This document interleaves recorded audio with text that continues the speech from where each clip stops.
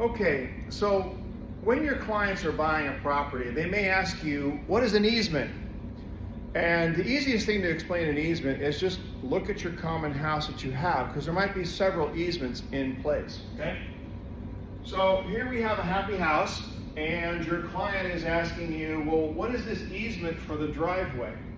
Well, the easement for the driveway actually might be a shared driveway that connects to the street down here, okay? And you guys have a shared access. In other words, one goes here, one goes to the next house, which is located over here somewhere, okay? And you know, they have to leave their garage and drive through and drive out to the street. That is a common easement. It's called a driveway easement. This is very common, especially in Southern California, because back in the 50s, it was considered really cool to have really close neighbors. Now people walk outside and say, ugh, get away from me. Yeah, you know what I mean. But that's one of the most common easements. Another common easement in the backyard somewhere, you'll see a utility pole, and it may be on your client's property. What does that utility pole do? Really simple. What it does, it connects the electricity. That's an easement. It connects the cable if they have cable TV, or even Frontier, which is like internet service.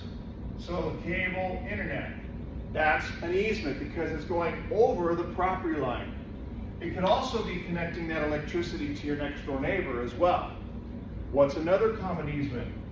Another common easement, well, gee folks, we gotta have a water line going into the house. So your H2O line that's going under your house, that's an easement. If you have,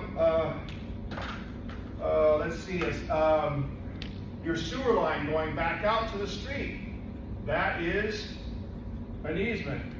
And then finally, another easement is that gas line that connects the gas to the house for the heating, the cooking, and things like that.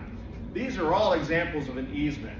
What is not an easement, but you probably should let your clients know, because a lot of them don't think that this is possible, is you and your neighbor not only might share a driveway, but you might share the fence. In California, by law, the fence is a 50-50 proposition.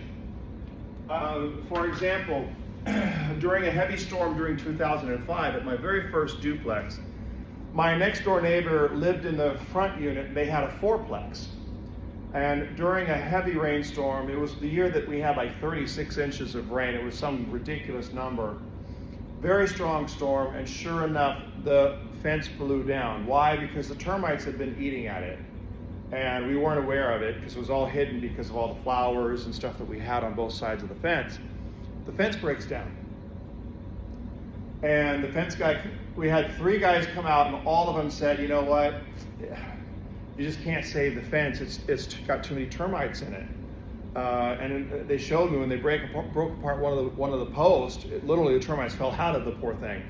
So we ended up having to split the cost 50-50. We took the lowest bid to replace the fence, and everything worked out fine. We just shared the deal, 50-50, and everything got taken care of. But what most people think is, oh, well, I really don't talk to this neighbor, so I'm going to build my own fence on my side of the property line. Technically, they can do that. Technically, the fencing guy will do that. But what ends up happening is, by doing that, you actually lower your property value. And the reason is because it starts looking unsightly. And the reason is, let's say that you have a wood fence here, and you go and build a brand new wood fence over here. Well, this one starts deteriorating. Guess what? The termites jump from this wood to where? Your fence, and they start eating anyway.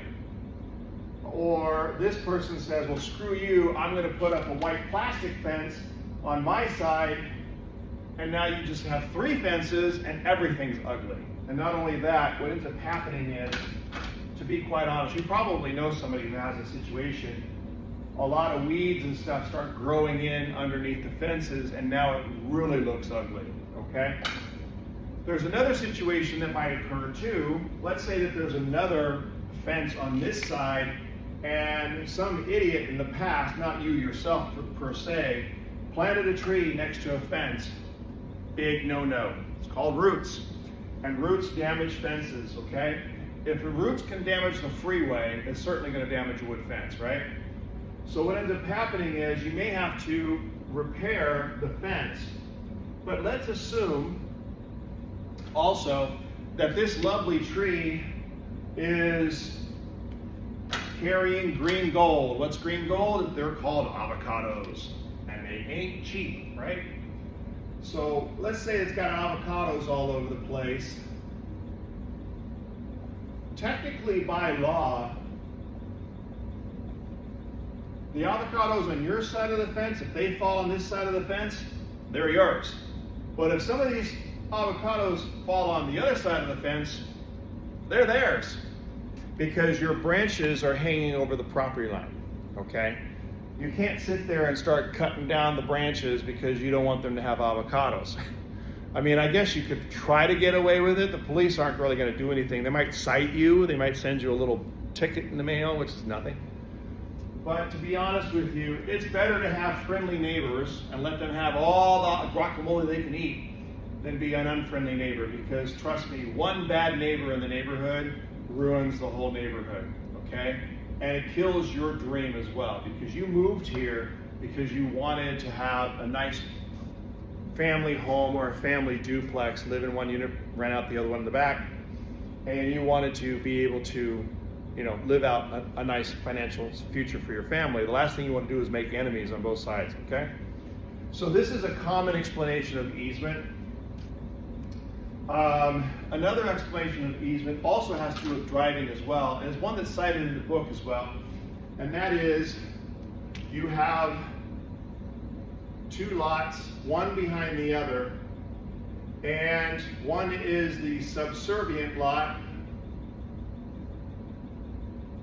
and one is the dominant one.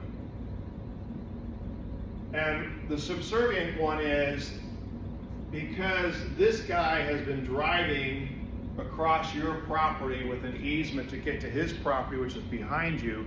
This is pretty common in the desert, also pretty common in farmland and also mountains. There's only one way in, one way out, and this has been going on for a long time.